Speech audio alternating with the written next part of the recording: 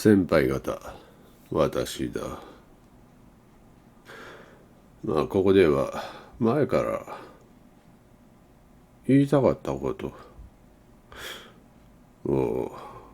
少しばかり解説していこうかなと考えた。単刀直入に言うのであれば、超能力の仕組みだな。これは現代ではもちろんよく分かっていないこと。大抵の人はなんていうか、ちょっと言い方は変だけど、脳がちょっといかれてるんじゃないかみたいな感じで、そういったものがその超能力を発揮するだとか考えるであろう。しかし実際は全く違うから、とりあえず聞いてほしいかなと考えた。それでは早速解説をしていくんだが、まずその超能力の仕組み、現在一般的に思われている脳がどうかしているだとか、異常な発達をしているだとか、そういった考えというのが、おそらくこれを聞いている者、見ている者はそう考えているであろう。何かしら突拍子もない異変が脳で起こって、それが超能力を開花しているだとか思っているであろう。しかし実際は全く違うということ。その理由、簡単であるが2点ある。そうだな、医療関係者であればわかると思う。特に脳外のものであればわかると思うんだが、末期意識生命。普通のものはあまり聞き慣れていないかもわからない。末期意識生命を簡単に言えば、要するにその認知症、現代でいう認知症、その認知症が進行していて、もうなんていうか、死ぬ直前でとんでもない力を発揮する症状、驚くほど意識が冴えたり、今まで認知症だったけれども、死ぬ直前でいきなり記憶を全て取り戻して、いろんなことを思い出して語り出すだとか、中には予知能力を発揮したり、あとは霊的能力が開花したり、もう死ぬ直前でだな。そういったものを末期意識生命と言うんだが、よく考えてほしい。脳が萎縮して、もう死ぬ直前、もうボロボロの状態の脳なのにもかかわらず、そういった不思議な力を突然発揮する。とても異常な発達を見せている脳ではないにもかかわらず、そういった力が発揮する。ということは、脳の発達、異常な発達が超能力を開花しているわけではない理由の一つが末期意識生命ということ。そして二つ目なんだが、これは聞いたことがあるであろう。サバン症候群。正式名は獲得性サバン症候群か。そのサバン症候群とは一体何なのか。自閉症だったり、頭部損傷、あとは脳卒中なんかに見られるような脳機能障害なんだが、脳機能障害があるにもかかわらず、そうだな、特殊な計算能力を持っていたり、音楽技能が異常に発達していたり、あとは直感が鋭すぎたり、あるいは数字に強かったり、あとは絵画を描写的に、もう瞬間的に描いたり、あとは名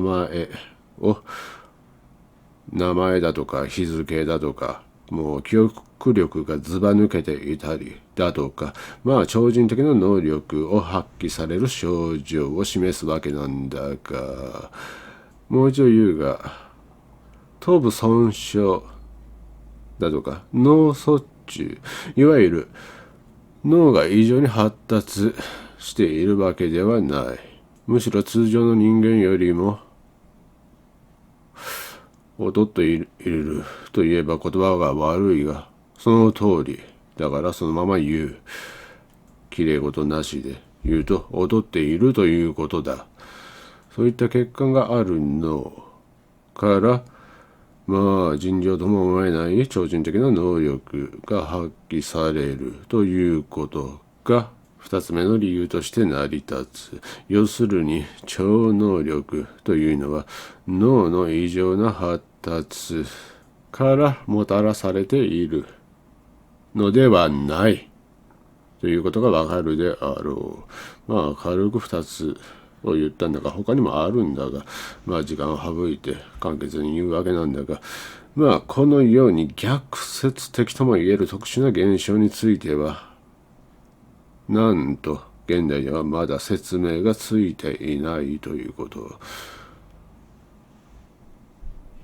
説明がついていないというよりも説明できないということだ。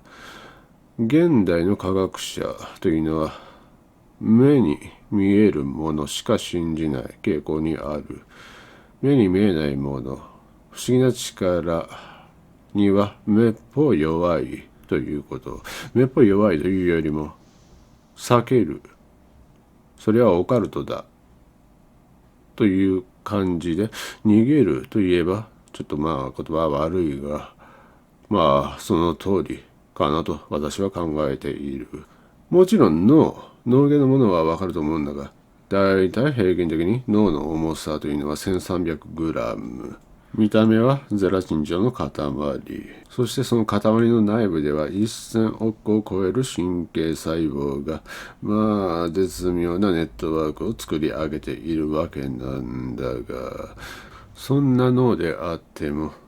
これはもう何度も言うんだが、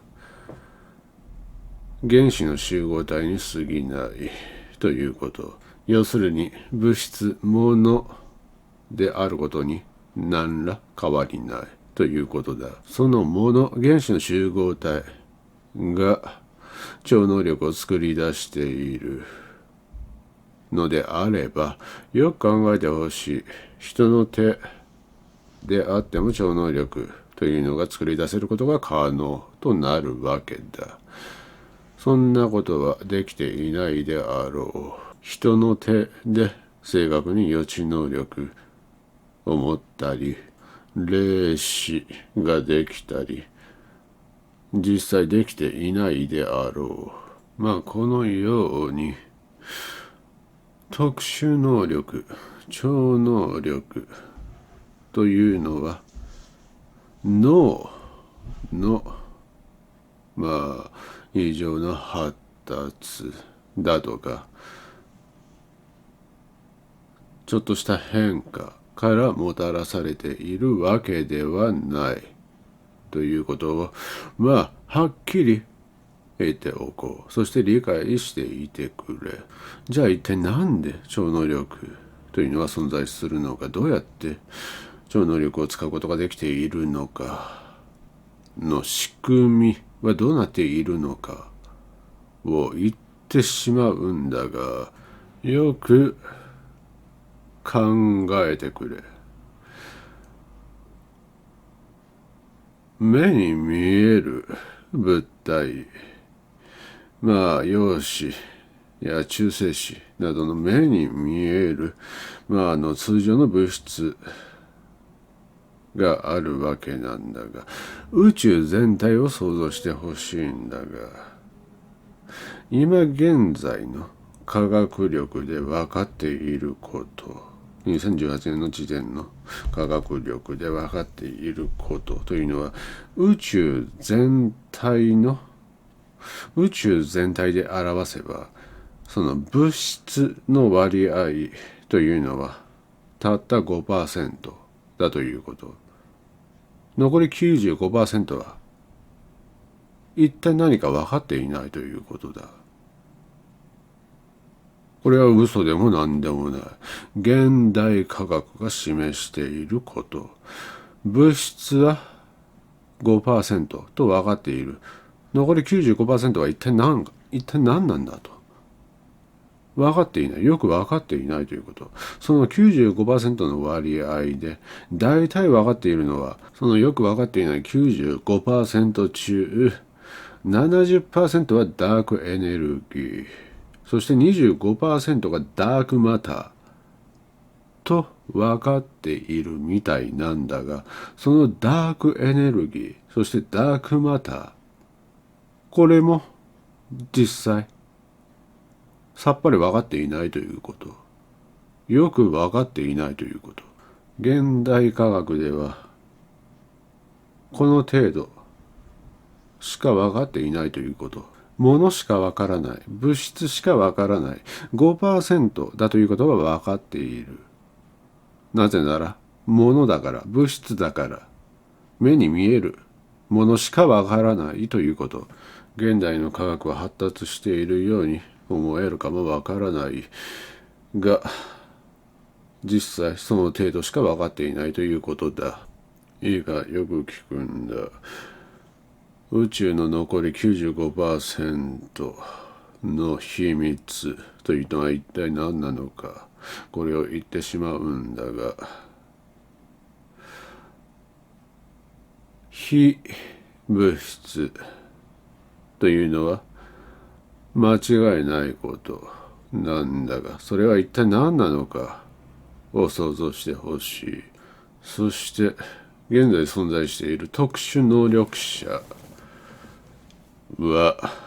その宇宙の残り 95% の非物質、一体何の存在かよく分かっていない存在と深く関係している、深くリンクしているということ。ここまで言えば、人によっては大体構図を組み立てることができて把握することができるであろう。そしてそのリンクする方法ではないんだが、これは一体何なのか考えてほしい。特に特殊な能力など必要がない。冒頭でも言ったが、特殊に脳が発達している状態、そんな必要はないということ。ヒントを2つだけ言うとするならば、波動と光とだけ言っておく。そして必要な何かしらの技術なんかは全く必要がないということだけ言っておこう。もちろん背景には巨大な意識が存在しているということだな。まあ何はともあれ、現代科学が高次元の意識に真剣に焦点を合わせ始めれば、現在の時間だとか空間、あとは質量とエネルギー、現在、過去、未来の認識、すべてが現在の考えとはまるで違う、ひっくり返された状態、とんでもない状態になることだけははっきり言っておくとする。とは言っても、今現在の状況を見渡せば、類的にはオカルトとして認識されているであろう、こういった話をすればだな。科学の信奉者、ビリーバー、目に見えるものしか信じませんと